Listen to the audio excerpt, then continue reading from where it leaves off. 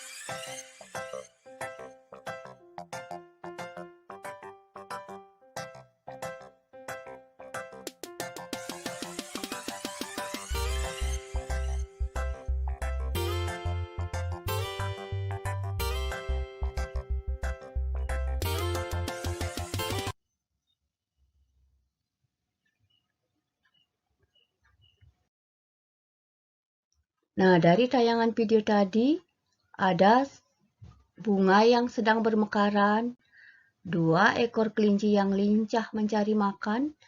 Selain itu, ada kuda yang sedang ditunggangi oleh anak kecil.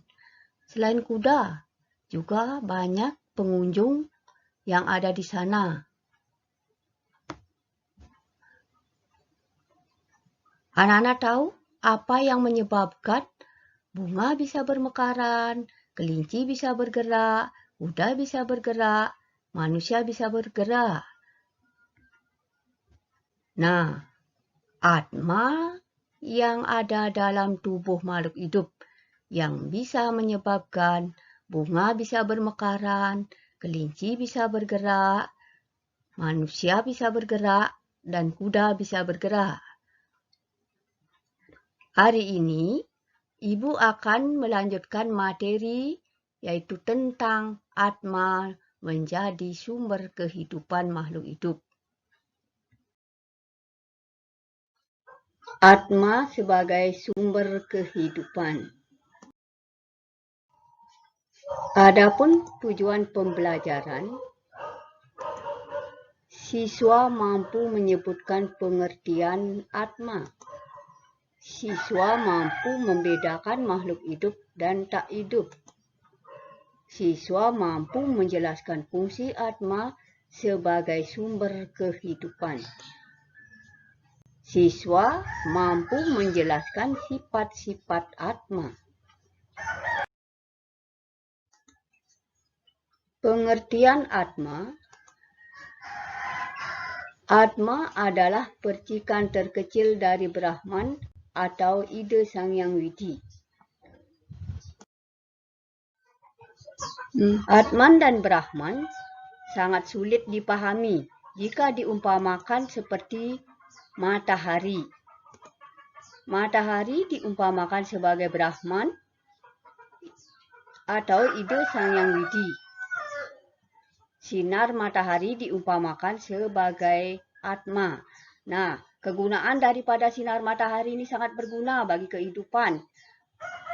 Bisa membuat tanaman subur. Kalau tidak ada sinar matahari, manusia tidak bisa hidup, hewan tidak bisa hidup, tumbuh-tumbuhan juga tidak bisa hidup. Fungsi atma. Atma menghidupi semua makhluk hidup di bumi ini. Di bumi ini ada 3 makhluk hidup, yaitu manusia, hewan, tumbuh-tumbuhan. Ketiga makhluk hidup ini dijiwai oleh atma. Dia bisa bergerak, berkembang biak, makan, dan minum. Ini disebabkan karena bersemayam atma. Atma yang menjiwai di manusia, namanya yaitu jiwatma. Atma yang bersemayam atau menjiwai hewan, disebut dengan janggama. Di tumbuh-tumbuhan yang menjiwai yaitu stawara. Semua yang dijiwai oleh Atma disebut dengan makhluk hidup. Ciri-ciri makhluk hidup yaitu memiliki jiwa atau Atma, dapat bernapas, mendengar, dan melihat. Kalau bernapas, kalau tidak bernapas, makhluk hidup itu akan mati. Mendengar, bisa mendengar suara. Dan melihat, bisa melihat pemandangan di sekitar anak-anak. Bergerak, dapat yaitu anak-anak seperti berlari. Hewan juga begitu, bisa lari. Dapat tumbuh dan berkembang biak. Di sini dapat tumbuh dan berkembang biak. Anak-anak dari kecil bisa dewasa sampai tua. Sudah itu hewan juga demikian. Yaitu berkembang biak. Manusia itu berkembang biak dengan yaitu melahirkan. Hewan ada yang melahirkan, ada yang bertelur. Sedangkan tumbuh-tumbuhan yaitu seperti pisang dengan tunasnya. Memerlukan makanan dan minuman. Nah, semua makhluk hidup ini memerlukan makanan dan minuman. Tanpa makan dan minum dia bisa meninggal. Berpikir. Nah, dapat berpikir. Seperti tadi anak-anak dapat yaitu berpikir, memikirkan lagu yang akan ibu berikan.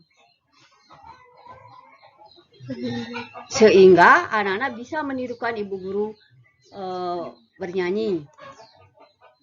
Dapat bersuara, juga demikian. Tadi anak-anak sudah bersuara kencang. Saat bernyanyi, dapat bersuara. Hewan juga bisa bersuara. Tadi ibu sudah jelaskan, semua makhluk yang dijiwai oleh Atma disebut dengan makhluk hidup. Sedangkan yang tidak dijiwai oleh Atma disebut dengan benda tak hidup atau benda mati. Contohnya, gunung, mobil, batu, matahari, bulan, bintang, dan air. Nah, semua ini yaitu disebut dengan benda tak hidup atau benda mati. Masih banyak lagi contoh-contohnya. Anak-anak bisa lihat di sekitar anak-anak.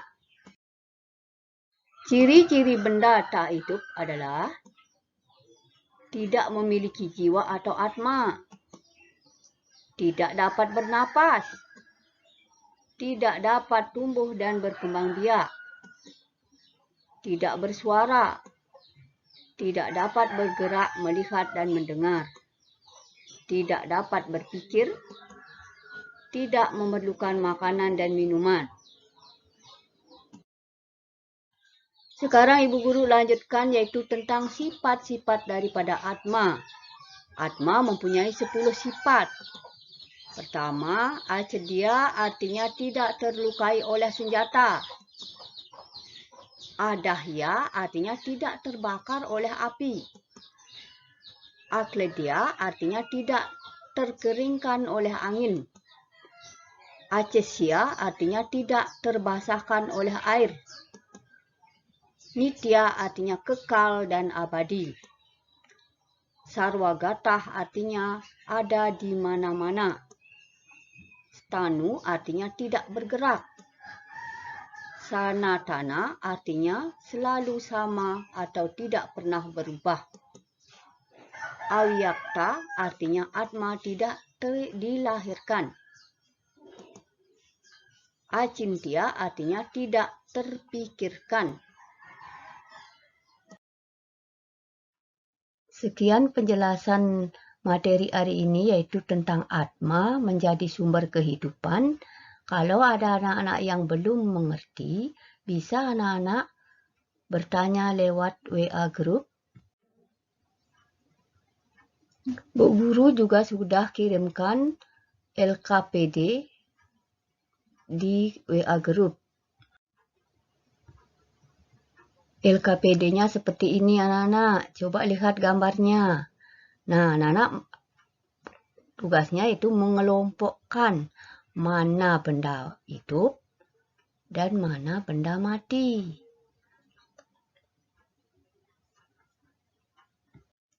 Nanti setelah anak-anak selesai mengerjakan, mari kita bahas yaitu di WA Group.